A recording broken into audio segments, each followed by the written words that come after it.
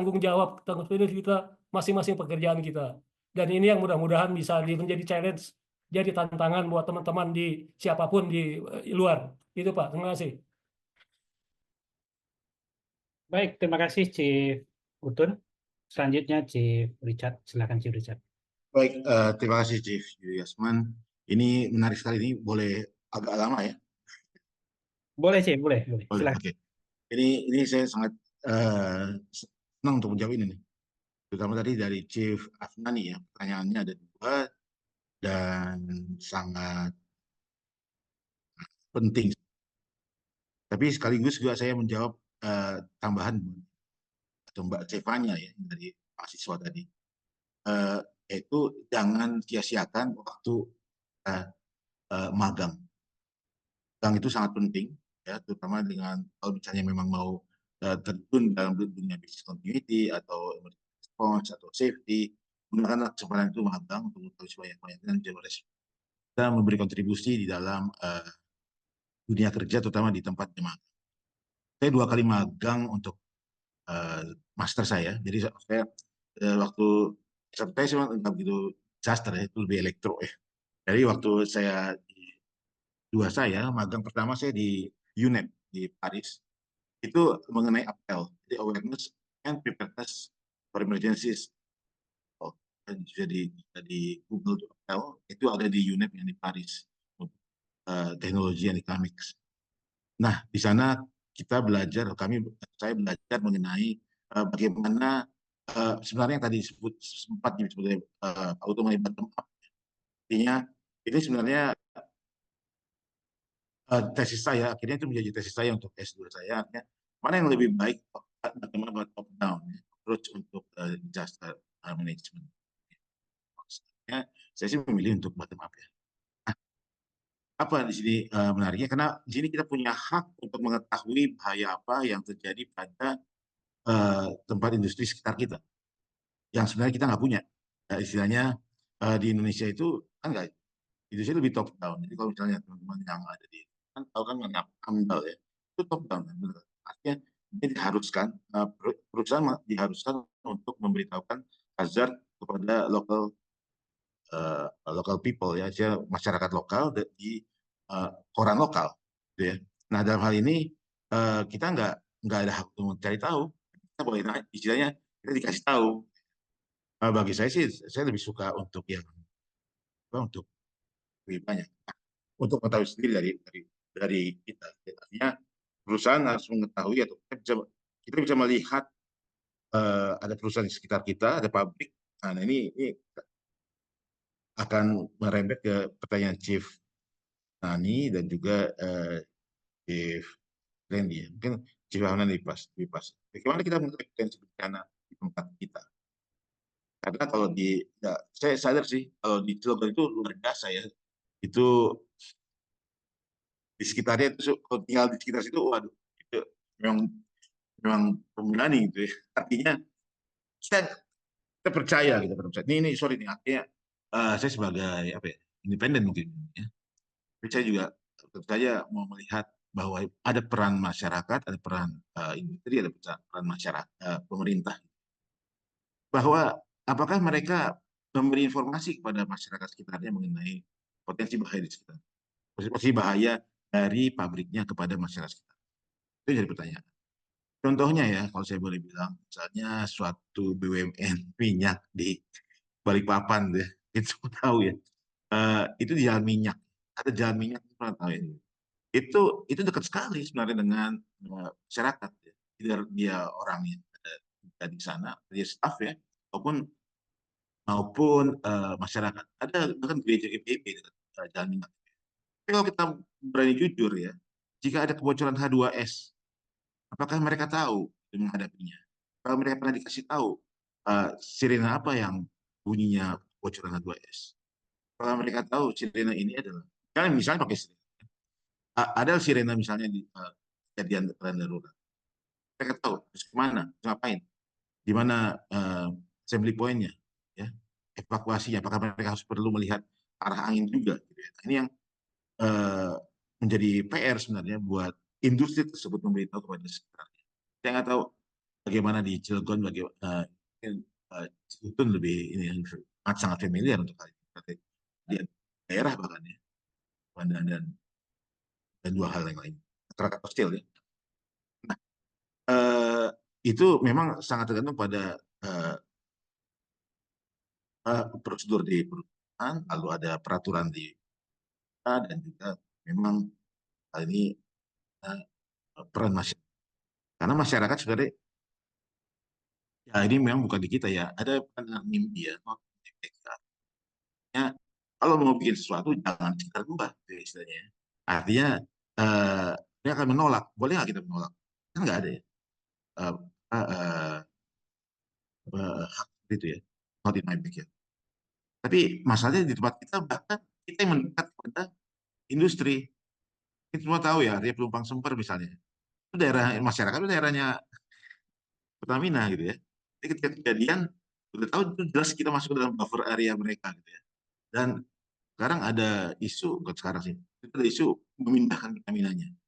Wow, ini luar biasa nih. Artinya kita yang datang ke sana sebagai masyarakat, kita juga yang memindahkan mereka mau mana. Sebenarnya ini yang jadi masalah. Jadi saya pikir Chief Afnani, mungkin kita nggak punya privilege ya untuk bisa mencari tahu, right to know. Jadi ada yang namanya community right to know. Jadi hak masyarakat untuk tahu. Kita nggak punya itu. Amerika punya itu. Sejak kejadian di Bhopal, mereka membuat bahwa semua perusahaan Amerika di luar negeri harus memberikan itu masih. Tapi masalahnya memang tergantung pada perusahaan negara yang ada di tersebut kan. Artinya memberi haknya kepada masyarakat untuk tahu, gitu ya. Saya nggak tahu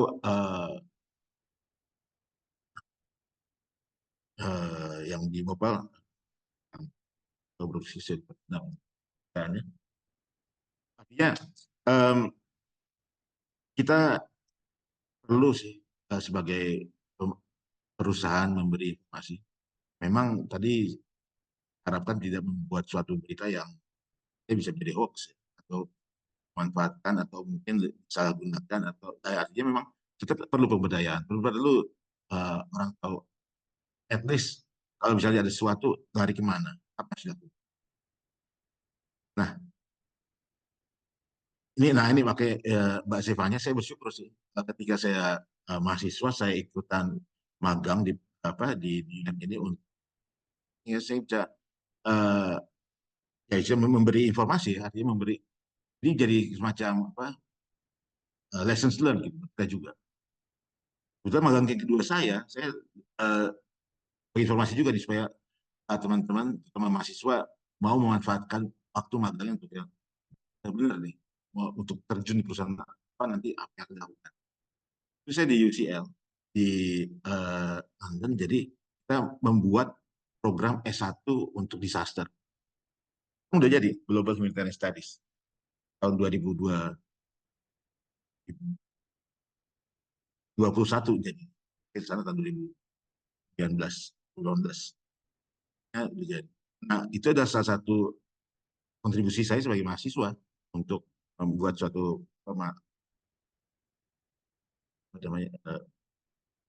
untuk ikut serta lah membuat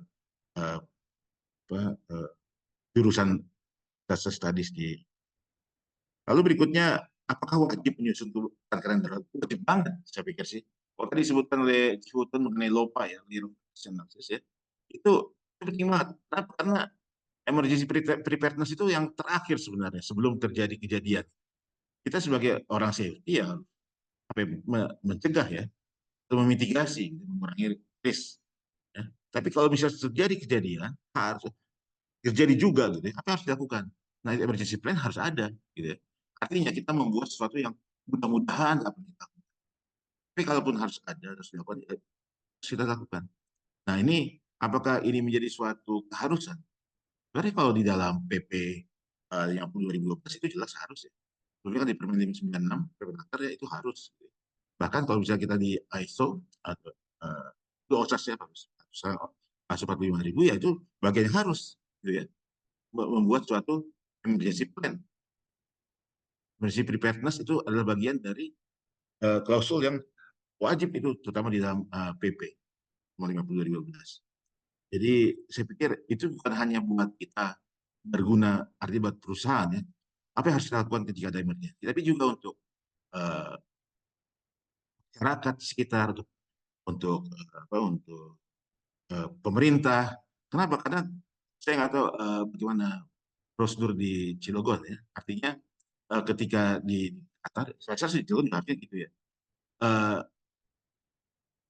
Yang first responder adalah orang industri. Second one adalah tentu firefighter-nya. Jadi yang third respondernya adalah Pemdanya, pemerintahnya. Nah dalam hal ini, walaupun misalnya seperti itu di Cilegon, saya pikir Pemda harus tahu dengan fire brigade-nya ya, apa yang harus dilakukan, do's and don'ts-nya ketika emergency response di sana. Jadi kalau misalnya dia kepada bahan yang reaktif terhadap air, kalau dia tinggi kebakaran, kita nggak boleh melakukan itu, istilahnya. Kita nggak boleh apply air ke sana. Gitu ya. Nah ini yang perlu kerjasama antara perintah dan juga perusahaan. Jadi memang perlu keterbukaan sih. Jadi kalau misalnya, ini harus tutup, kenapa tertutup, kenapa konfidensial, maka masalah produksi yang istilahnya bisnis gitu ya. Oh nggak boleh, MSDS kan sebenarnya istilahnya apa yang berbahaya ya, yang bisa berbuat bahaya, potensi bahaya dari suatu ya. Kan kita diminta untuk mengasih tahu seluruh komponen yang ada di dalam suatu. Berikutnya untuk Chief Agus Endi, sebenarnya kalau dari pengalaman kami sih, kami membedakan ya antara tim business continuity dan tim emergency. Biasanya yang akan respons pertama itu tim emergency. Kenapa? Karena namanya juga emergency ya, dia harus respons terhadap apa yang disaster terjadi. Baru nggak ada eskalasi, dan ada yang namanya ICS di jadi itu semua tergantung pada insiden command system. Jadi gitu ya, mau pakai ICS sistem yang mana? Kalau ICS dari American system, misalnya US system, akan berbeda dengan ya. Kalau mau pakai yang cara Indonesia lain lagi gitu ya, dan NPB. Ada juga dari mungkin perusahaan kita sendiri punya sistem.